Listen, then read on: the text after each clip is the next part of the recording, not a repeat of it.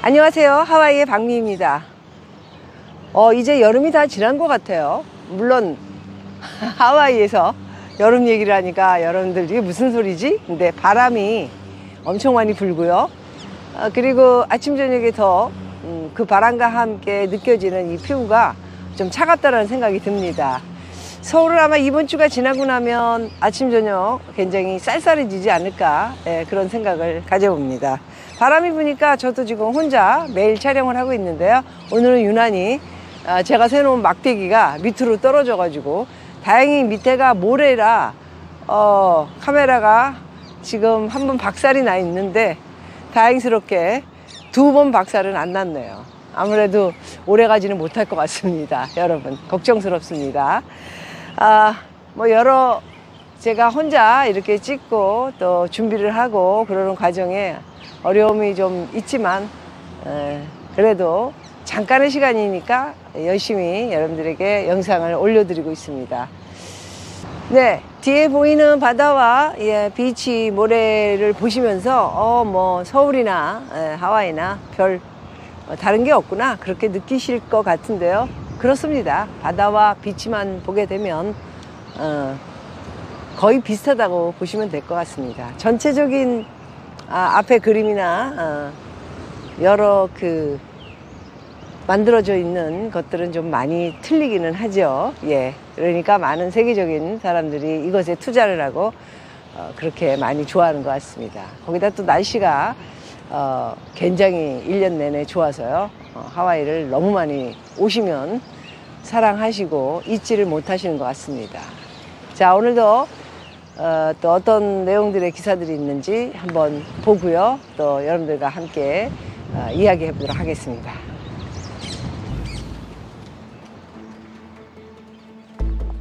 어제 그리고 오늘 연속으로 미국 주식은 하락을 하고 있습니다.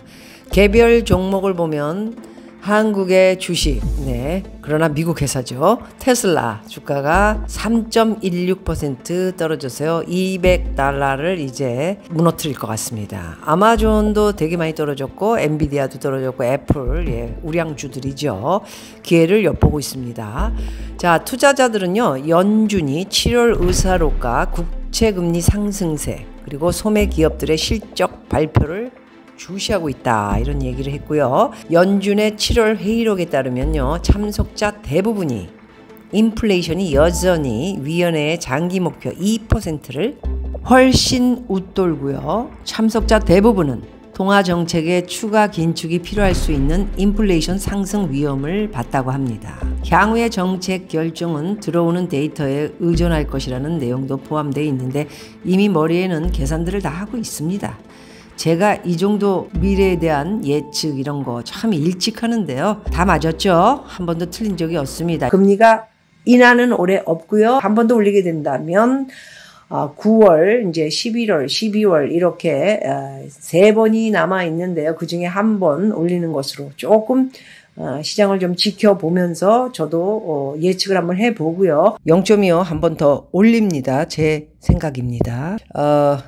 그렇게 되면 올해 금리 인하가 없게 되면은 2% 차이가 아니고 한 번 더 올리게 되면은 2.25 사상 최고의 금리 차이로 한국은 진짜 오랜 기간 동안 어찌 하려고 하는지 모르겠네요. 2023년 금리 인하 없고 그리고 금리 마지막 한 번 더 올릴 것이다까지도 저는 지금 이야기를 해놓은 상태입니다. 물가 상승세가 잘 잡히지 않으면 금리 인하 시점이 시장의 기대보다 늦어질 수 있음을 내포하고 있는데요. 증시 전문가들은 미국채 금리 상승이 주식 등 위험 자산에 영향을 주고 있다 이렇게 보고 있습니다. 가파른 금리 상승은 미래 수익을 낮춰 기술주와 성장주의 부담으로 작용하고 있고요. 10년물 금리는 4.26%까지 올랐습니다. 2008년 이후 최고치를 경신하고 있죠. 미국의 금리 추가 인상 여부는 향후 발표될 고용과 물가 지표에 따라 결정될 전망입니다. 제롬 파월 연준 의장이 기자회견에서 얘기했던 거 여러분 기억나십니까? 앞으로 지표에 따라 접근을 계속해 나갈 것이다 라는 이야기를 했죠. 또 전날 닐 카시카리 매파죠. 미니애폴리스 연방준비은행 총재는요. 금리 인상이 끝났다고 선언하기에는 아직 준비가 되지 않았다. 이렇게 언급하기도 했습니다. 어저께 주식이 와르르 하고 무너졌고요. 오늘 또한 주식이 또 무너졌습니다. 세계의 모든 투자자들이 과연 금리를 한 번 더 올릴 것이냐, 안 올릴 것이냐, 올린 상태에서 언제까지 갈 것이며 금리 인하 언제 시작될 것이냐, 이것이 가장 큰 관건이죠. 세계의 모든 투자자들, 모든 사람들이 이 연준의 입만 보고 있습니다. 결과는 어떻게 나올지 조금 8월 중순 얼마 안 남았네요. 예, 잭슨홀에서 무슨 말을 할지 일단 지켜보고 이제 또 예측들이 나오지 않을까 그런 생각을 해봅니다. 미국의 고용 데이터 믿을 수가 있나 이런 얘기를 한 사람이 있습니다. 폴 도너번 UBS 수석 이코노미스트인데요. 경제 데이터를 못 믿으면 금융시장의 변동성과 정책 결정의 불확실성이 커진다. 최근 경제 데이터를 불신하게 된 몇 가지 이유가 있다. 이런 이야기를 시작으로 이게 미국의 이 고용에 대한 데이터를 믿을 수 없다. 그런 내용입니다. 경제 데이터의 상당수는 설문조사를 근거로 하는데요. 설문조사 품질에 문제가 생겼다. 미국 정부가 실시하는 설문조사의 응답률은 수년간 계속 떨어졌다. 이렇게 얘기했습니다. 미국 일자리 데이터의 경우 70%에 가까운 기업이 자료를 제공하지 않고 금융시장에서 핵심 경제 지표로 간주하는 비농업 고용 지수조차도 설문 참가 기업 비율이요 50% 미만이다. 낮은 응답률 때문에 두 가지 문제가 생기는데요. 표본 크기가 작아 경제의 일부가 제대로 계산되지 않을 위험이 커졌다. 저도 요거 굉장히 의심하고 있었습니다.